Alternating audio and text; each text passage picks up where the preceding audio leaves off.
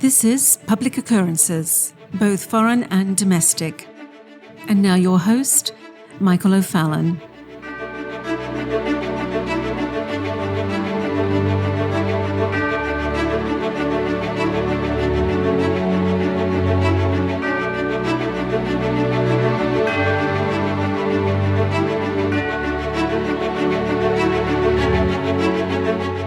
Since 2012, I've been leading tours through Plymouth, Provincetown, and the areas surrounding the original landing and establishing of the Pilgrim colonies. And it is absolutely amazing this year that we have somehow forgotten the importance of what 2020 meant. It was the 400th anniversary of the Pilgrims landing in Plymouth. The first thing that you probably need to know about tyrannical totalitarians is that dates, places, and symbolism mean something to them. A lot to them. That is why it was important for Robespierre to declare Year Zero upon the establishment of the revolution in France. It's why Pol Pot did the same. It is why radical subjective new metaphysical tyrants do what they are doing. See, that's why statues are coming down. Thomas Jefferson just today in New York.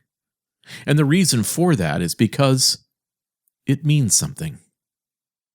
You see, the totalitarian priests of absolute idealism, who need to make sure that every person, everything, anything, and especially every symbol, must be a part of immanentizing the eschaton, to where your self-consciousness must be encompassed in totality, in the total collective consciousness of the new idealist divine metaphysic.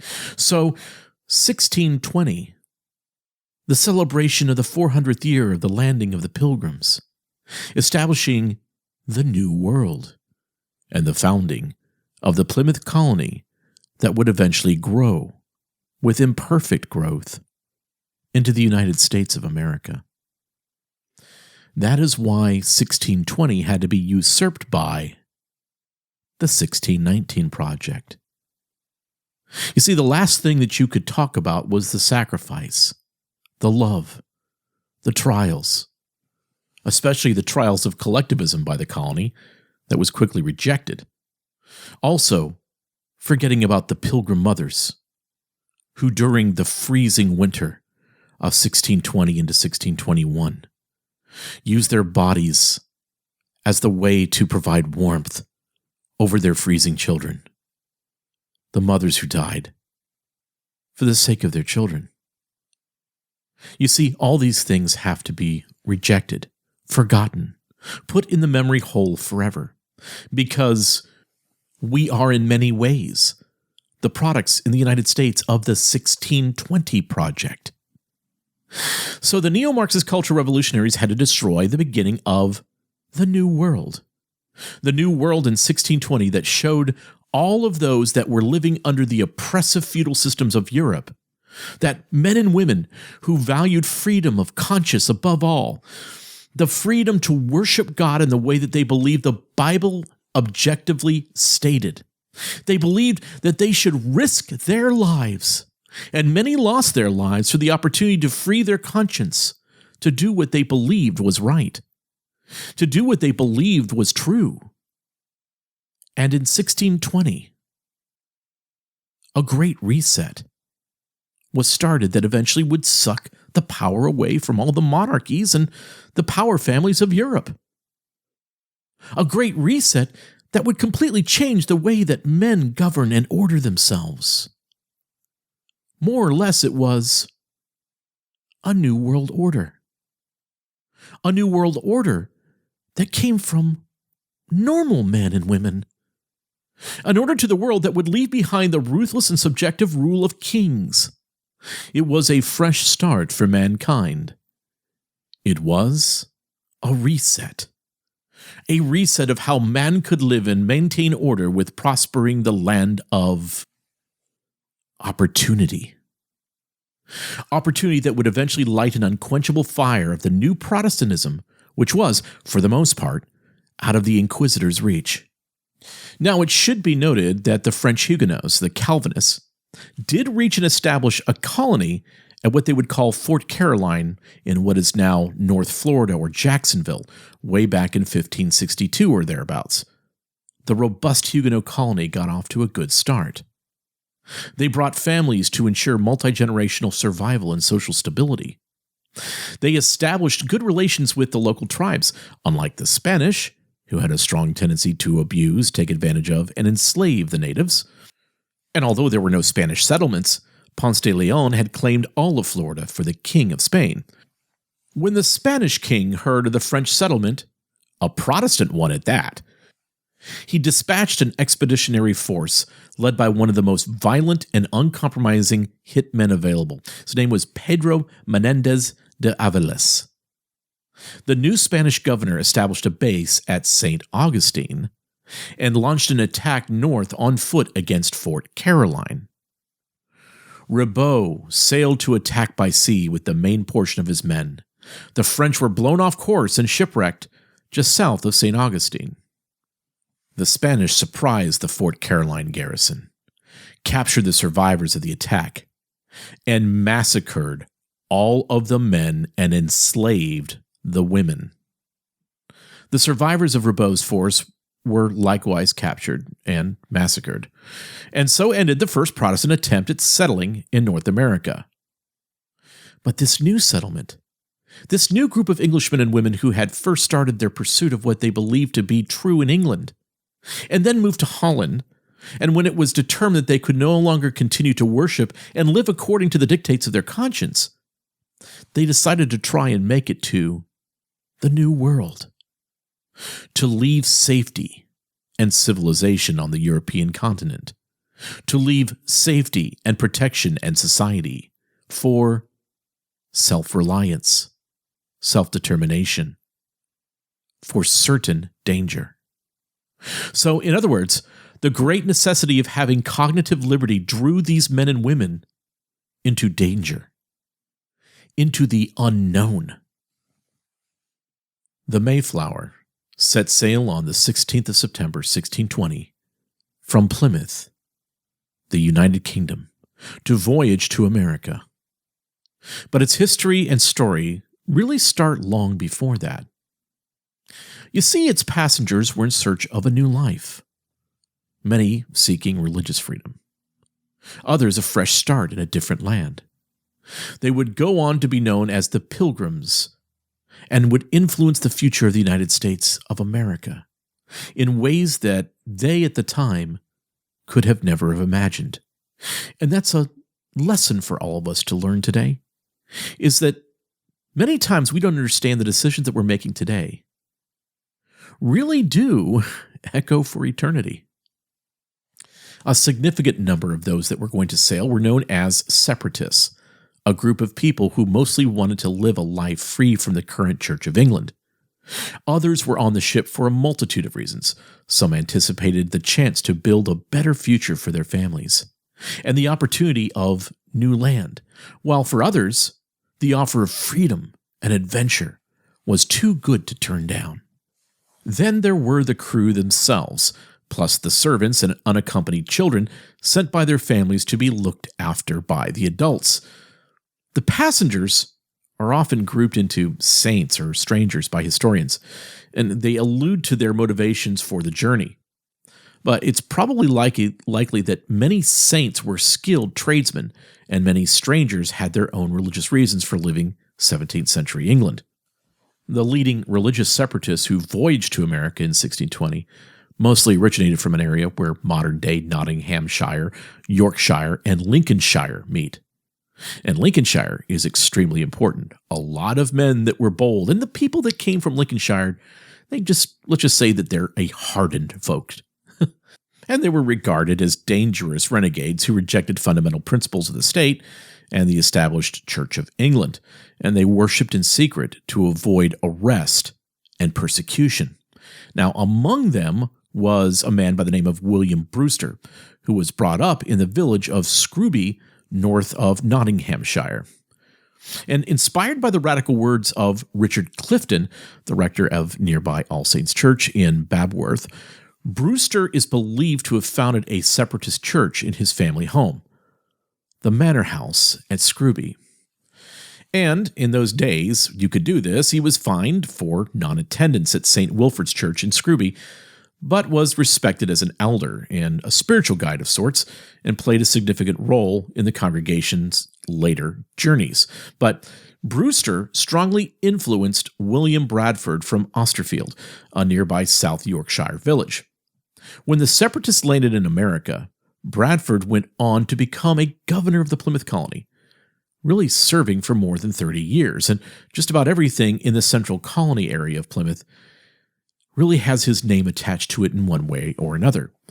And William Bradford's journal of Plymouth Plantation records much of what happened to the group, including how they had become so persecuted that they could no longer live peacefully. Now, Bradford was heavily influenced by leading pilgrim William Brewster. He was a sickly young orphan when they first met, but he grew later on to be a very passionate Christian. A similar group had long been growing in the nearby town of Gainsborough in Lincolnshire, drawing members from surrounding villages. And they would also worship clandestinely under the guidance of John Smith at the Gainsborough Old Hall. The separatists worked with their counterparts in England to fund and organize the journey, which had to make commercial sense. And yes, the practical and wise use of making the journey make economic sense was necessary. So they negotiated with merchants in London and convinced them that funding their journey would see a return on investment thanks to the goods that they would be able to send back to England. They also needed permission to land in Virginia and establish a colony. Now, a ship called the Speedwell would carry the Leiden group from Holland to America, while another ship called the Mayflower was hired to take passengers who weren't necessarily traveling for religious reasons. The Mayflower would sail from the port of Rotherhithe in London, carrying many there for work in the new land, who simply wanted to build a new life, and, there were crew and servants. Rotherhithe was the home to many of the crew, including the Mayflower's captain, Christopher Jones. Now, the Speedwell set sail from Holland on the 22nd of July, 1620, after a moving ceremony there near the water's edge. The plan was to meet the Mayflower in Southampton before heading off together across the Atlantic. Southampton was a thriving seaport offering all the commercial facilities to provision and equip for the long sea voyage. Now, many of the buildings and streets familiar to the passengers then, back in those days, still exist. We've taken our tour groups to go and visit those. And actually, some of them are in excellent condition. When the two ships met in the port, there were concerns about the Speedwell, though, which needed repairs after developing somewhat of a leak. And on the 15th of August, 1620, the two ships weighed anchor and set sail from Southampton in southern England. Well, unfortunately, the two ships didn't get very far when the Speedwell began to take on an enormous amount of water. And it may have been because she carried too much sail, straining her timbers, or the direct result of sabotage by a reluctant crew. That's really the idea that Marshall Foster, one of our tour leaders that we have taken through this area, believes. They then changed course for Dartmouth, a port on the south coast of Devon. It took about a week for the port's skilled craftsmen to really make good on fixing the damage. And unfortunately, the second attempt did not go as hoped either. So the Mayflower and the Speedwell were 300 miles clear of Land's End when the smaller ship yet again began leaking, so badly that it could not risk continuing. The two boats turned about for Plymouth. By this time, the cramped, damp, and miserable passengers had already spent up to 6 weeks at sea. And to be honest, they had hoped that they would be in America by that time. So it was then that the Speedwell was basically declared unfit for the journey, and some of the pilgrims just completely dropped out. The remainder crowded onto the Mayflower, which required reprovisioning and all sorts of other repairs despite funds running low. And so this crowded ship, the Mayflower, left Plymouth on the 16th of September, 1620, with up to 30 crew and 102 passengers on board. Just under half of them were separatists or saints. They used the name saints as a way to indicate that they were part of a particular group with a certain set of beliefs. You'll see this continue on in the United States and various Protestant and charismatic groups. The rest were known, of course, as strangers. And this is how the saints viewed all others outside of their group. So many of these folks that were strangers were skilled tradespeople sent by investors to help build the new colony. They had practical skills, though plenty of the passengers could have probably been defined on either side of this particular divide. Well, the Mayflower took 66 days to cross the Atlantic. A really horrible crossing afflicted by winter storms, huge waves, and long bouts of seasickness. So bad that most could barely stand up during the voyage. One stranger was swept overboard, and one woman, Elizabeth Hopkins, gave birth to a baby boy, who was named Oceanus. The Pilgrims intended to land in Northern Virginia and the Hudson River Valley, today New York, and that wasn't their actual intended destination. They had received good reports on this region while in the Netherlands. The Mayflower was almost right on target, missing the Hudson River by just a few degrees. As they approached land, the crew spotted Cape Cod just as the sun rose on November 9th, 1620. The Pilgrims decided to head south to the mouth of the Hudson River in New York, where they intended to make their plantation. But rough seas nearly shipwrecked the Mayflower, and instead of doing that, they decided to stay and explore Cape Cod rather than risk another journey south. So they anchored in what is now Provincetown Harbor. Shortly thereafter, Susanna White gave birth to a son aboard the Mayflower, the first English child born in the colony. His name was Peregrine, derived from the Latin for pilgrim. Upon arriving in Provincetown, with the strangers and the saints, they understood that there had to be a way of governing, an agreement, let's say, that everybody could live by, a social contract, let's say. And I've been there where that was actually signed. And this is what they said in what would become the Mayflower Compact.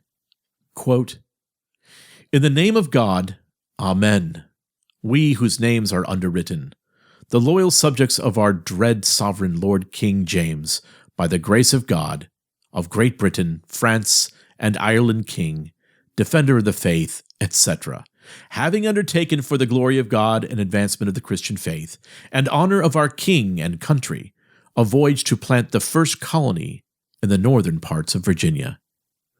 Do by these presents solemnly and mutually in the presence of God and one of another, covenant and combine ourselves together into a civil body politic, for our better ordering and preservation and furtherance of the ends aforesaid, and by virtue hereof to enact, constitute, and frame such just and equal laws, ordinances, acts, constitutions, and offices from time to time, as shall be thought most meet and convenient for the general good of the colony, unto which we promise all due submission and obedience. In witness whereof, we have hereunder subscribed our names at Cape Cod, the 11th of November, in the year of the reign of our sovereign Lord King James of England, France and Ireland, the 18th, and of Scotland, the 54 Anno Dom, 1620. On December 25th, 1620, the saints and the strangers departed the bleak shores of Provincetown and arrived finally in what is now Plymouth Bay, Massachusetts, on the 26th of December, 1620. They decided that this would be the place where they would settle and begin construction of their first buildings. But the first winter was cold, and many of the passengers stayed on board the Mayflower. The ship became home to the sick and the dying, and many succumbed to a mixture of contagious diseases. The first house was built as a hospital. 31 of the company were dead by the end of February, with deaths still rising. Coles Hill became the first cemetery, on a prominence above the beach. Only 47 colonists had survived, and at its worst, just 6 or 7 were able to feed and care for the rest. In this time, half of the Mayflower crew had also died. The Pilgrims were settling close to the Wampanoag, one of many tribes in the wider region. The Wampanoag had lived here for 1,000 or so years before they arrived, and each tribe in New England had their own territory in which to fish, harvest, and hunt. And the boundaries for hunting were pretty strict, as some of the areas had large populations of Indians. The Wampanoag people knew how to work with the land and moved between sites to get the best for their harvest. They spent the summer near the shore and the winter inland amongst the woods. The Wampanoag worked together. A number of groups united together. A head tribe leader managed other head tribe leaders from each of the groups. And within this kind of knit organization, family and group links were the most important, connecting them to each other and their territory. Well, in the years before the Mayflower landed, the Wampanoag had been attacked by neighboring tribes, losing land along the coast. Then came the Great Dying, with the losses that were devastating that the Wampanoag really had to reorganize its structure, and they had to have their tribe leaders join together and build new unions. So around March 1621, as the colony had been established now, an English-speaking member of the Wampanoag tribe named Samoset entered the grounds of the Plymouth colony and introduced himself. He is said to have asked for a beer, and he spent the night talking with the settlers. I mean, can you just imagine that scene in your mind? Samoset later brought another member of his tribe, Tisquantum, whose experience meant his English was much advanced. Tisquantum had taught them to plant corn, which became an important crop, as well as where to fish and to hunt beaver. He also introduced them to the chief of the Wampanoag tribe, as well as other tribes, and this was really an important moment in developing relations. So one of the first to greet him was Edward Winslow, originally from Worcestershire, a leader in the separatist group and also a really skilled diplomat. And Winslow had not only been an instrumental person in organizing the journey to America, but was also one of the men who had signed the historic Mayflower Compact. The Wampanoag were kind of weary of the nearby Narragansett tribe, who had not been affected by the disease epidemics, and through the years had remained a very powerful tribe. They demanded that the Wampanoag show them honor and tribute. So the head of the Wampanoag tribe would have known an alliance with these new English colonists might help to fend off any attacks from the other warring tribes. So in 1621, one of the other warring tribes sent the Plymouth colony a threat of arrows wrapped up in snakeskin. William Bradford, who was governor of the colony at the time, filled the snakeskin with powder and bullets and sent it back. Now, that other warring tribe, now I butcher this name all the time, it's the Narragansett. Well, they pretty much knew what Bradford had meant. It's the same thing that they meant. And so in that show of strength, that warring tribe would not attack the colony. So the chief of the tribe of the Wampanoags and the Pilgrims established a historic peace treaty, and the Wampanoag went on to teach them how to hunt and plant crops and how to get their best of their harvest, saving the Pilgrims from starvation. So it is believed that Winslow was even able to help nurse their chief back to health when he fell very ill. And it's legend, I know this is more apocryphal, but basically it was said that it was done through Winslow's chicken soup. Well, success followed, and then following a bumper harvest in the autumn of 1621, the colonists decided to celebrate with a 3-day festival of prayer. So the 53 surviving settlers invited their Native American friends to join them for a huge feast in what was to become known as the First Thanksgiving. Now, one of the 2 first-hand accounts of the celebration was contained in the book Mort's Relation, and that's primarily written by Winslow. The book describes in detail what happened from the landing of the Mayflower Pilgrims right through to this celebratory feast. And this is what Winslow writes, quote, "Our corn did prove well, and God be praised. We had a good increase of Indian corn, and our barley indifferent good, but our peas not worth gathering, for we feared they were too late sown. They came up very well and blossomed, but the sun parched them in the blossom. Our harvest being gotten in, our governors sent 4 men on fowling, that so we might after a special manner rejoice together, after we had gathered the fruits of our labors.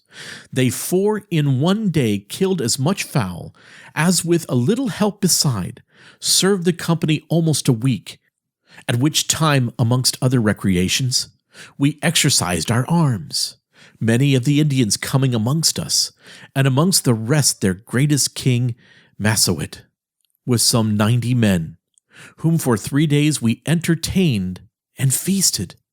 And they went out and killed 5 deer, which they brought to the plantation and bestowed on our governor, and upon the captain and others. And although it be not always so plentiful as it was at this time with us, yet by the goodness of God we are so far from want that we often wish you partakers of our plenty." End quote. And that was the first Thanksgiving. The first Thanksgiving that we celebrate today. What makes Thanksgiving in Plymouth unique are its unique roots in that it took place in harmony with Native Americans. And what is interesting is that the Native Americans that were with the Pilgrims in many ways sought a relationship with the Pilgrims for the purposes of finding allies against the other tribes of American Indians who were attacking them. Now, this is a Thanksgiving that had less than half of the original group that had sailed over to the New World, surviving the first year in Plymouth. In other words, once again, these people valued freedom and liberty more than they valued safety. Safety wasn't even secondary. Safety was maybe 4th or 5th on their list. And now think of how many directors of public health want us to all forego Thanksgiving. They want us to all forego Christmas. As a matter of fact, they want us to forget the Pilgrims. They want to erase the reset of the tyrannical, feudal, technocratic rule of the monarchs, the elites. That is what the Plymouth Pilgrims came out of. And what is happening now is that with 1619, the project, they want to undo 1620 in 2020. And the first Thanksgiving was 400 years ago this November, in 1621. They want to do away with all of the incredible sacrifice, bravery, brotherhood, and faith that those first settlers represented. It would be good if we never forget. It would be important if we continue to build upon their courage, to build upon their yearning to be free, to build upon their dangerous faith, to reject the enviro-communists of the Biden administration and the World Economic Forum, and make America again. I'm Michael O'Fallon, and this has been Public Occurrences, both foreign and domestic.